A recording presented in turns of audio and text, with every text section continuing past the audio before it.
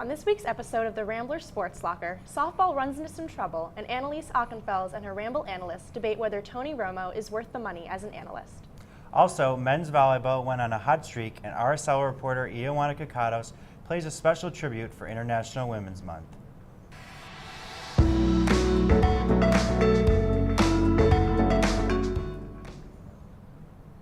Welcome back to this week's episode of the Rambler Sports Locker. I'm Gwendolyn Brown. And I'm Michael Faso.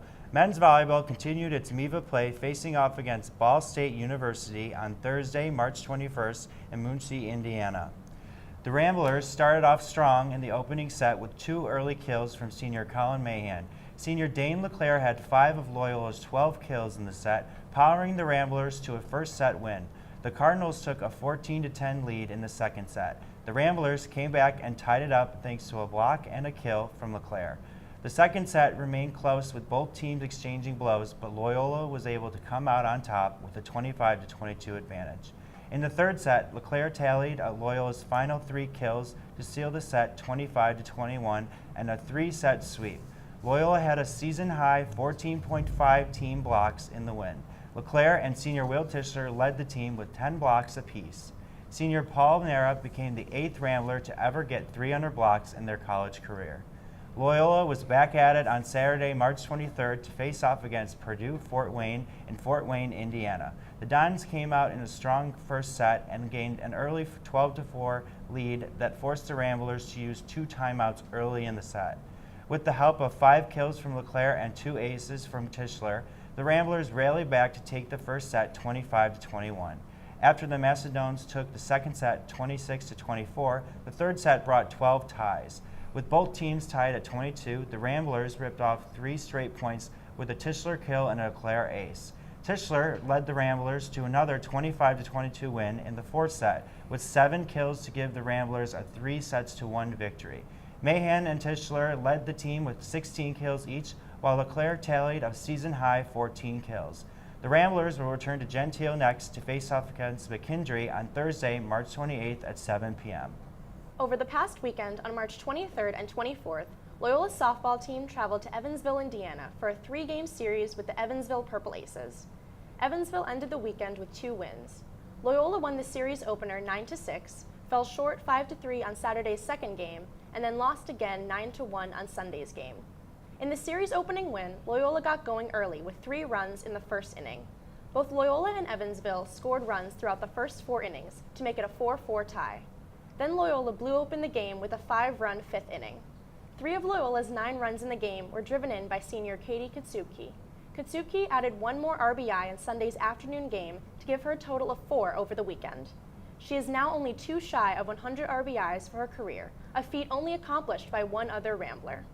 Sophomore pitcher Madison Beres also played a crucial role in Loyola's victory by recording 4 strikeouts and holding the Purple Aces scoreless in her 3 innings of work.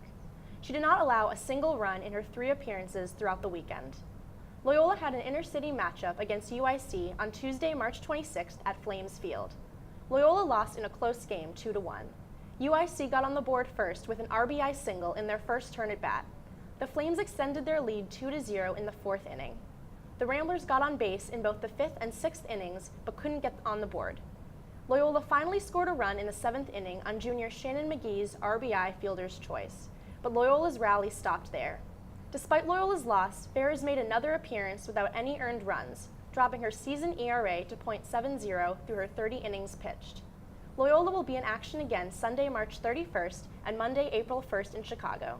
The Ramblers will take on the Bradley University Braves in a 3-game series. The men's basketball team may have fallen short in advancing to March Madness this season, and some fans are still not over it. RSL reporter Connor Bergen caught up with Loyola students to discuss their bad case of March sadness. Hello, I'm Connor Bergen reporting from the Damon Student Center. March Madness is in full swing with Sweet 16 and Elite 8 games being played, but Loyola Chicago is nowhere to be found. After their Final Four run from last year, the Ramblers failed to qualify for the field. We're asking students in Damon how they feel about it. All right, so Kobe, how shocked were you that Loyola didn't make it to the NCAA tournament? No, not even a little bit. Wow. I know that's a really negative answer, but no. A little shocked, but also not really. It just didn't seem that they had the much strength as they did last year, going into the tournament and even facing Bradley for the MVC. I mean, being a first seed and coming off of last year's like such a great high and such a great run, I was surprised. But I think the guys did their best job. All right, then, can you speak more about why you think this year they weren't as good and why they didn't make it? I feel like they weren't shooting very well. They weren't shooting well at all. Well, obviously they lost two of their really star players last year, and not only do you lose two star talent, you also lose the chemistry that came with that. Can you talk about the how crazy it was on campus last year during March Madness compared to what it's like now? I'm a little upset because last year it was amazing. You could see a different type of atmosphere on campus. And I had professors who were like, there's a game on during class, you can come if you want, you don't have to. Everybody was just oh, you go to Loyola, or you go to Loyola, something like that. And now it's this kind of dry, everybody's just sitting around doing nothing or worrying about school. So after talking with students, it seems that the morale and spirit on campus is definitely lower after last March's fever pitch. There was a general consensus that the lack of experience and chemistry compared to last year's team was the difference. But as far as if Loyola will make it to next year's tournament, there was mixed feelings, some positive, some negative. So we'll just have to wait and see what next year brings. Reporting for the Rambler Sports Locker, I'm Connor Bergen. In track and field news, the Ramblers started their outdoor season at the Black and Gold Invitational in Nashville, Tennessee on Friday, March 22nd and 23rd. Freshman Sarah Olojo finished runner-up in the triple jump with a leap of 12.14 meters, while junior Derek Rink placed third in the 5,000-meter run with a time of 15 minutes and 7.51 seconds. On day two, freshman Elhami Tambrodi breaking the school record in the javelin with a distance of 44.68 meters. The throw was good enough for a runner-up finish. Junior Mackenzie Arnold finished in second place in the long jump after she scored the third highest jump in the school's history with a distance of 5.76 meters. Moving forward, the track and field teams are heading into a busy weekend. Thursday, March 28th through Saturday, March 30th, Loyola athletes will be competing in 3 different events: the Texas Relays in Austin, Texas, the Relay Relays in Raleigh, North Carolina, and the Bobcat Invitational in San Marcos, Texas. March is International Women's Month, and here at RSL, we wanted to take a little time to celebrate the occasion. With that in mind, here is RSL reporter Ioanna Kekatos with a female-fueled top 5.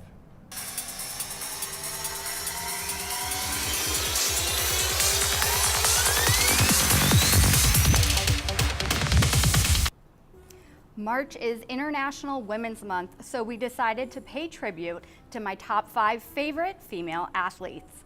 First on our list at number 5 is Alex Morgan, one of the best female soccer players on the planet.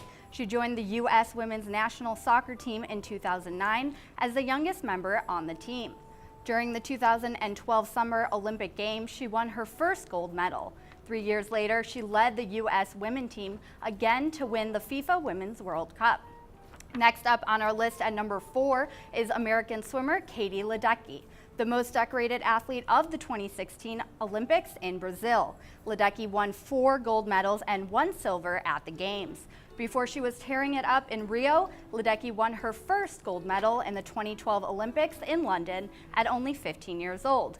Number 3 is Simone Biles. She has won 19 Olympic and World Championship medals in gymnastics. In 2015, she claimed a record 3rd straight world all-around title.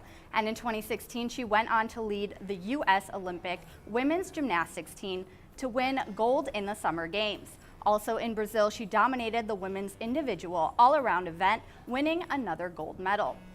Number 2 goes to Bethany Hamilton, a professional surfer. At the age of 13, she was attacked by a shark in Hawaii. She lost her left arm, but that didn't stop her dream of becoming a professional surfer. She won several first-place medals in surfing competitions all around the world, and in 2011, she started Friends of Bethany Hamilton, a foundation to support other shark attack survivors. Now, some may say dance is not a sport, but have you seen ballerinas walk on their tippy toes? Just that alone should qualify dance as a sport, which leads us to our final female athlete, Misty Copeland. She is a ballet dancer and was the first African American woman to be promoted to principal dancer at the American Ballet Theater. And she only began dancing at the age of 13, which is pretty late in the game for any dancer. That's all of our top 5 favorite female athletes. I'm Ioanna Kekatos, back to you at the desk. The Loyola men's golf team traveled to Killen, Alabama on March 25th and 26th for the UNA Spring Classic. On day 1 of the event, the Ramblers posted a 36-hole total of 595 at the Turtle Point Yacht Country Club, good enough for 9th place. Senior Orion Yamat led the Ramblers after the opening round with an even par 72. Yamat racked up 3 birdies, ending with a 2-under par second round that moved him to 7th place at 142. Junior Justin LaFrance matched Yamat in the event's opening round with a 72 par of his own and closed out the day with a 147, which tied him for 25th place. Yamat finished the second day with a 3-over par 75, leaving him in 7th place with a total of 217. He also finished with a tournament-high 2 eagles and a team-best 37 pars. Johnson ended up matching Yamat with a par 75, bringing his total to 230, which tied him for 53rd place. Loyola ended their final round with 307, leaving them with a total of 902, where they shared 10th place with Morehead State.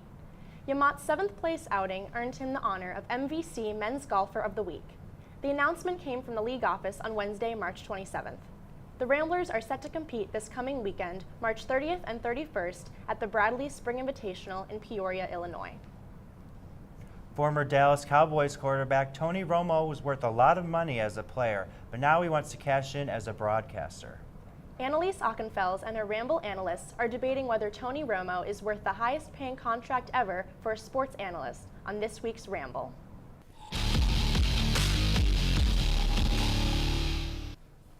Welcome to this week's Ramble. I'm Analise Ockenfels here with Ramble analysts Kelsey Frew and Haley Spittler. Today we're talking about Tony Romo. The former Cowboys quarterback is set to renew his contract with CBS after 2019. He's requested a new salary of $10 million a year, the highest any sports analyst would be paid in history. Is Tony Romo worth the $10 million as a sports analyst? Kelsey, I'm going to start with you. Short answer, no. He just hasn't been in the business for very long. $10 million is way too much for somebody who's been analyzing the game for 3 years. I don't think he's earned it yet, and I don't think CBS is going to give it to him. Haley? Totally disagree. He 100% deserves that. I don't know if you guys remember, but let's go back to postseason football. We have the Kansas City Chiefs. We have the New England Patriots. The New England Patriots won. That was not the conversation on social media. It was about how many calls Tony Romo had accurately predicted. It was a fury. People were obsessed with it. They loved it. That was the talk. It was about him, a broadcaster, not about the team. Do you think that that's just because of the fact that he was once a quarterback? He knows the plays. He knows what's coming. Does this make him more valuable than other players like Troy Aikman who are analyzing? Here's the thing. Most analysts and most color commentators have a history of football. They are previous players. They are previous coaches. His experience as a quarterback doesn't make him special. Like, he's got a great eye for calling plays, but a lot of people do. And yeah, he's exceptional in this, but he's still a beginner. And I don't think he's that special that he should be the top earning analyst in all NFL history. Yeah, but I think how long you've been doing something doesn't dictate your talent or your skill in it. I mean, let's look at the numbers here. The Wall Street Journal, they took an impressive deep dive into Romo's broadcast this past season. In it, they reviewed all 2,599 plays from every game that Romo called, and he made an observation where a prediction was made 72 times. Of those 72 times, 68% of them were correct. That's insane. 68% of the time he was saying, oh, that's going to happen, it happened. That is, as a viewer, so entertaining to be like, is that actually going to happen? Oh, it did. You get invested in it. But that becomes the game. It becomes, forget about football, it becomes, is Tony Romo right? Is he better than a Madden, though? John Madden made $8 million a year, and that's the highest paid we've had so far. Is Tony Romo better than a Madden? Honestly, I think putting Romo against Madden is a pretty good comparison because Madden is such a legend. But Madden was in this for so long. He earned those $8 million. He worked his way up to it. And I think Romo could get to the $10 million mark. I think he could earn that. But right now, he's still basically a rookie. He hasn't gotten up there. And compared to all of the veterans in the Like, you have all of these amazing announcers. He's not the greatest of all time, so why should he get paid better than everyone else? Because people are going to tune in just to watch him. And if you think broadcasters don't play an important role, they do. Let's talk about Joe Buck. Do you know how many people hate Joe Buck? They will mute the TV and not watch it because he is the one announcing and commentating. So if you have someone that's going to tune into your channel solely because of your commentator, I'm sorry, but if CBS doesn't give them the $10 million, someone else is going to. But Romo's not the only draw. It's also Jim Nance. Romo alone isn't the top. Final statements, closing arguments, please. I don't know why a broadcaster's salary is in question. I mean, we look at Mike Trout. He just signed a $430 million contract. Why? Because of the skill? Clearly Tony Romo has the skill, 68% of the right calls. The entertainment value? Clearly Romo's entertaining. I mean, people have drinking games of when he's going to get it right.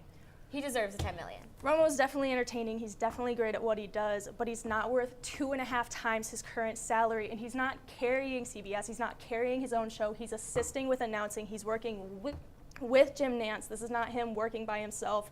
I just don't think he's earned it yet.